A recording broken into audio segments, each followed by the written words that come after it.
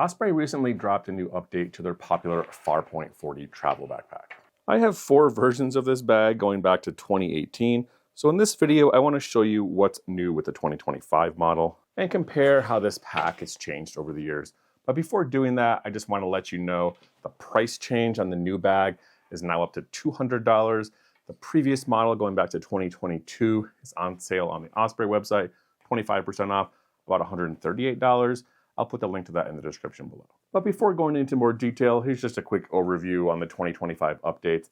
Thinner fabric in the main bag, small reduction in weight. Laptop sleeve is now top facing, close to the back panel. The carry system, the hip belt, and the shoulder pads are a little bit less padded.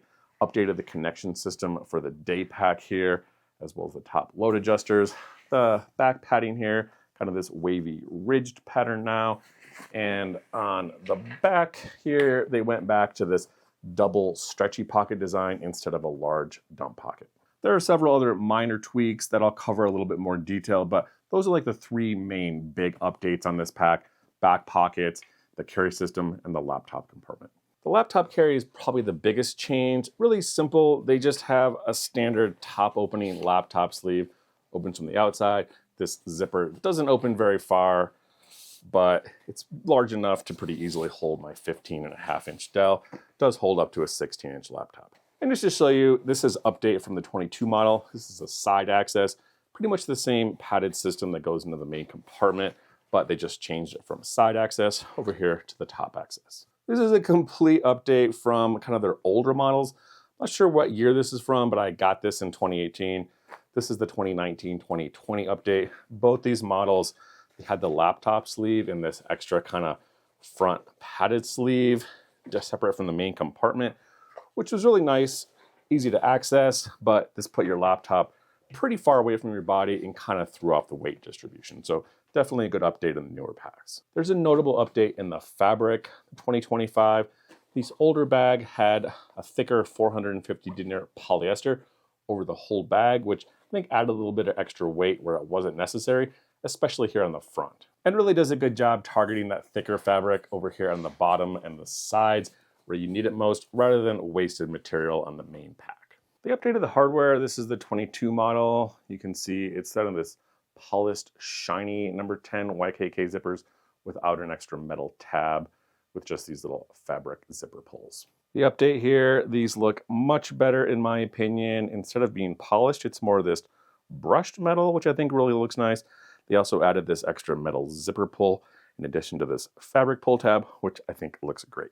The listed dimensions on the website on the update are just slightly different than the previous model, a couple of tenths of an inch or maybe a half or 1 centimeter longer, and just slightly deeper in the depth.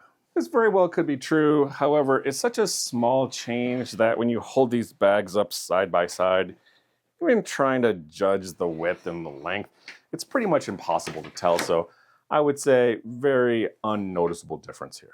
The next major update here is in the carry system. Very different from the older models, but just some slight tweaks from the 2022 update. Just for reference, this is an older bag I got in 2018. You can see how much thinner the straps and the back padding are. This bag is significantly lighter and less structured than the newer models. This is the 2019-2020, definitely getting a lot thicker here, a little bit more padding, a little thicker back padding. By 2022, they completely updated this, much thicker shoulder straps, got this air ridge in the back, a lot thicker hip belts here. Coming over to the new update, they actually toned things down a little bit. I think the hip belts demonstrate it well. 22 model, these are really long, very thickly padded. The update here, they kind of toned it down a little bit, probably took almost 2 inches off the length, made it not quite as thickly padded. Not as noticeable with the shoulder straps, they're pretty much the same width. Kind of hard to tell, but the new update is a little bit thinner, and they changed this back padding style. It used to be really thick, almost kind of a grid pattern, to a little bit more subdued, breathable mesh. The back padding design is a little bit changed, kind of has these wavy ridges in the back. I think it feels a little bit nicer against your back, maybe a tiny bit more airflow, but really kind of just more of an aesthetic thing, I think. Whereas this is the previous model, kind of the same style, but instead of the wavy ridges, it just has lined ridges. But really, other than that, kind of the same overall structure: yoke, top load adjusters, sternum strap, hip belts, padded tuckable straps, and everything can kind of stowed away behind this zippered fabric flap. Next update, load lifters and day pack attachment on the front of the bag. The older version here, you can see they have a buckle attached to a buckle clip here on the outside of the bag, tucked into this little pocket. The update here, completely different style, thinner strap. Instead of that buckle, they just have this small clip attaching into this little fabric loop for the top load adjuster. And it's going to be the same setup for that day pack attachment. You can attach the day pack on the back or on the front here. I'm not a big fan of this style because I don't really like carrying two backpacks at the same time. But the old system had a little buckle, clip it into the buckle here on the shoulder strap, whereas the new system has that same small clip system and no buckle.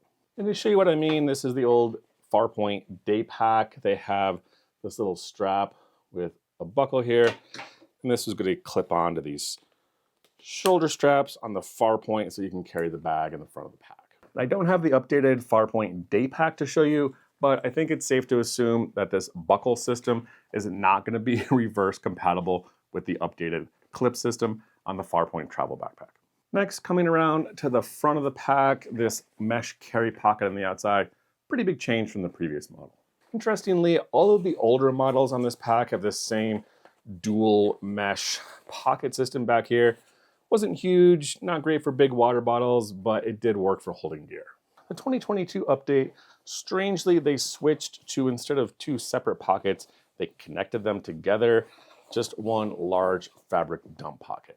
Assuming that wasn't popular because the most recent update, they went back to this two separate stretchy pocket design. Instead of the mesh, it's this kind of expandable fabric. These things are never as big as I want them to be.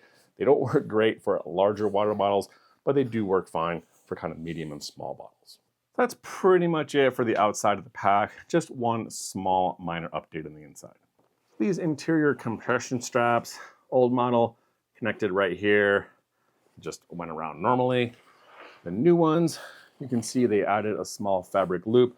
So instead of kind of squishing it kind of from an angle, it's gonna go up, come around for the top, kind of do a little bit better job squishing it down from the top, keeping your gear a little bit more square in here. That's all the updates I could find with this pack. If there's something I didn't notice, please let me know in the comments below. But a lot of kind of minor tweaks with the hardware and inside compression straps, but really the three major updates on this pack: back pockets here from a dump pocket to two separate pockets, change top orientation on the laptop, and a slight reduction in the padding on the carry system.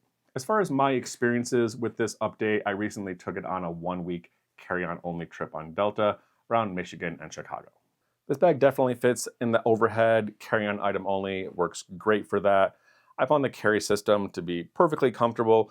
Probably one of my favorite things about this bag. It's just really comfortable and easy to carry. It's a very comfortable pack to carry, big padded shoulder straps, a lot of adjustability, hip belt, top load adjusters. I don't think the reduction in padding here really affected it at all. If anything, I think the bag's probably more in line with what a good carry padded system for this size of bag. If anything, the other one might have been a little bit overkill. My biggest qualm with this bag and just the Farpoint in general has always been it's kind of an awkward bag to pack, partly because it's kind of rounded and the inside is kind of oval here.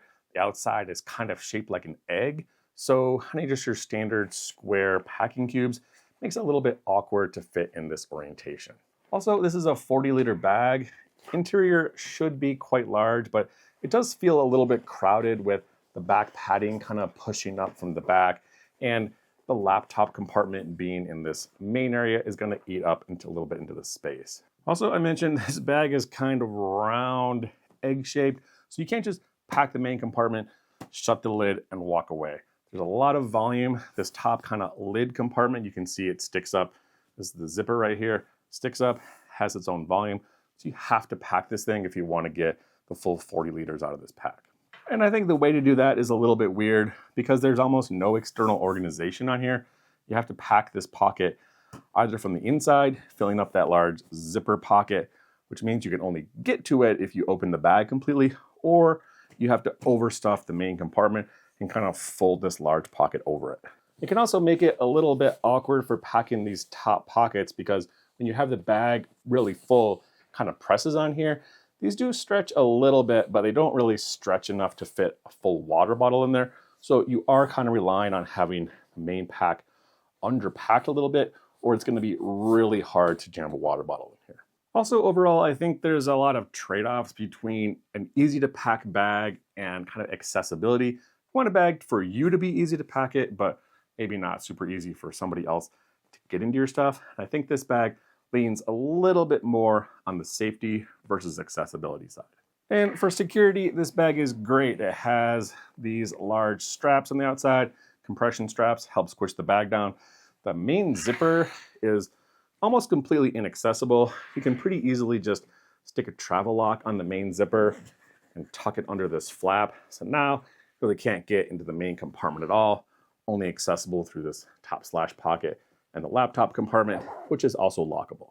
So again, great security, really nice compact bag design, really comfortable backpack carry system. But as far as accessibility, the same goes through the other way. If you want to get inside this bag, you have to unbuckle these straps, fold it back, undo the zipper, take the thing completely out. For example, if you want to get into the main compartment or that top zipper on the inside of the lid. So again, kind of just a trade-off. I tend to like bags that are just a little bit easier to get into, but it doesn't mean this isn't a really great backpack. So that's all I have for this update on the 2025 version of the Osprey Farpoint. Please let me know in the comments below if you have any questions or if I missed any updates on this bag. And again, thanks for watching.